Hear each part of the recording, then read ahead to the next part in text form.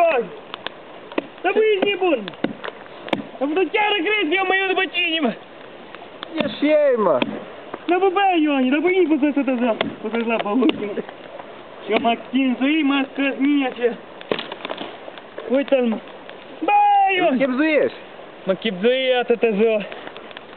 Cine ai fost? Ai fost, da. Ai fost, da, tu, da.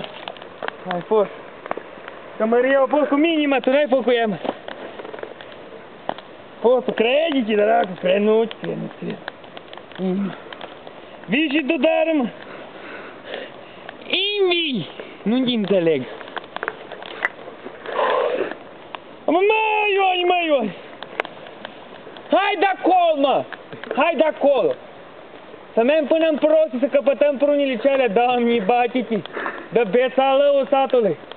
Cel mai mare bețiv din sat e Ione! Nu te crede nimic, dar ia, uită-te la el! Haide, mă!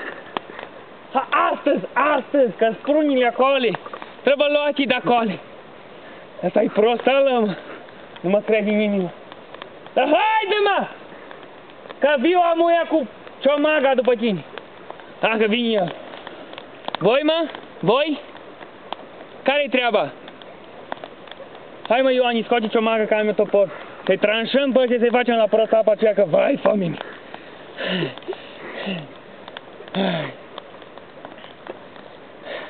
Ați terminat reportajul?